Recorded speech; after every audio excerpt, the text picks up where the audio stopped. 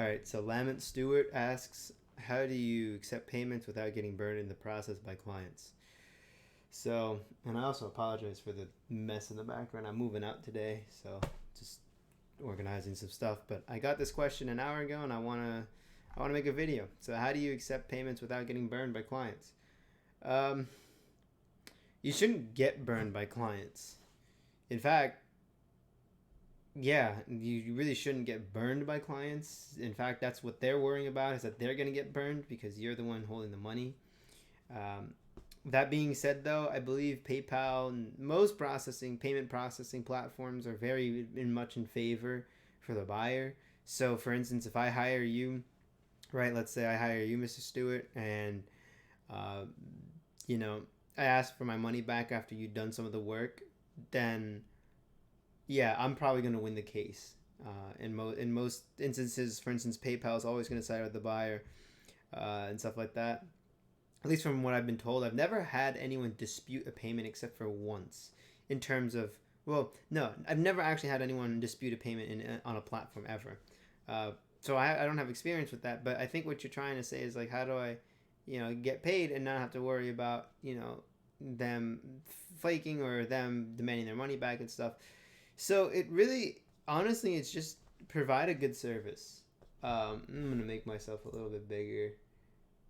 Just provide a good service. It doesn't even have to be good. Um, it just has to be. You just have to do the work, right? You list out the clear things. You just say like, all right, and I hope that this is answering your question. And I'll try and answer maybe a different variation of that question to make sure I at least try my. I want to make sure I do my best in answering it. So let's say you're doing SEO, right?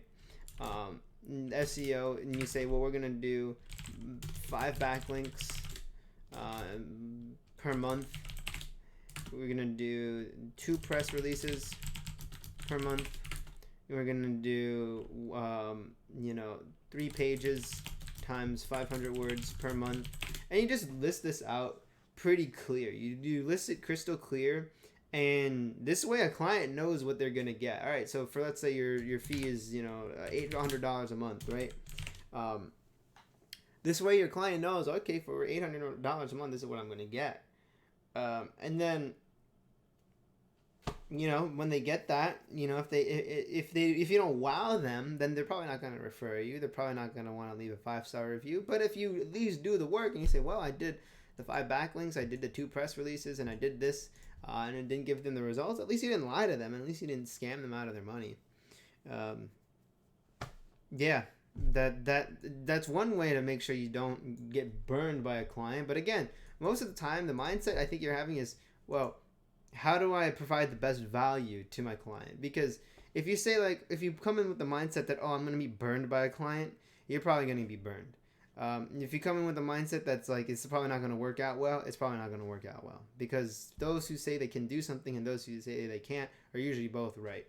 So in this case, if you come in and think that you're going to get burned by a client, they're probably not the right client for you.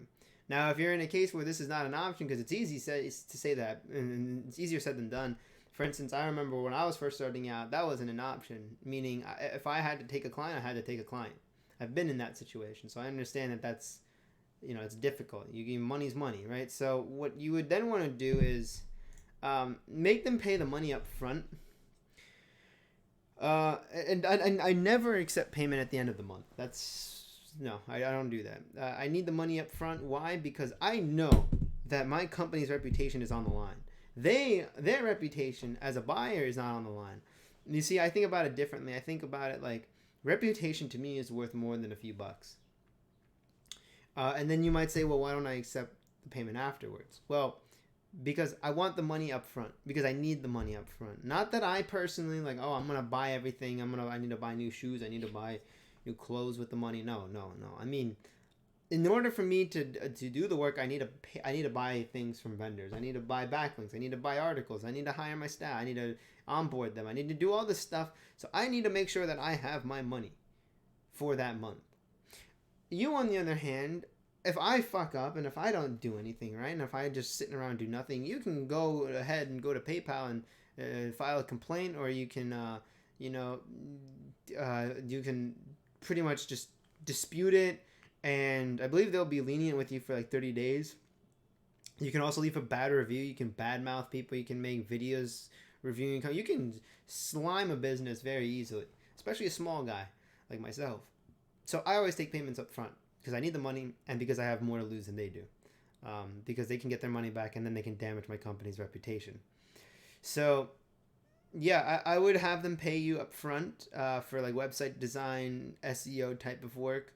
Um, if you can, if you get them on a retainer, you have two options. And this is I'm actually experimenting with this. For the longest time, we've been doing month to month. Like, yeah, it'll be $1,000 a month, and that's it. And then they think about it as overhead, so they think like, oh, it's just another office thing I gotta hire. Another, it's like an insurance policy. You just don't want to pay for it. But if I say to you, it's gonna cost you $3,500 for the first 3 months, not only am I making more per month, actually, I'm also going. It comes off as like, well, it's a task, it's a process that we were able to do within 3 months for $3,500, and then you as the buyer, well, if you own, like, for instance, like an excavation company, or if you own, you know, a pool repair company, or you own like a roofing company. I'm talking about home service and general contractors, right?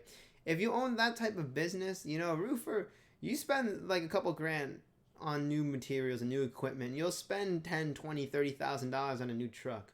$3,000, $3,500 is not a lot. So, you know, if you can get them to pay you in bulk, like, all right, $3,500 up front, usually you're going to, as long as you do the work, people aren't really going to dispute. Again, I don't know what industry you're targeting. Maybe, you know, if you have to go through, I've had the situation where I had to go through management to get payment. That's a pain in the ass. I would avoid that at all costs. Like having to call somebody and then say like, hey, can we get the payment from like their secretary, from their director, not the actual guy? That's a pain in the tuchus. You don't want to do that.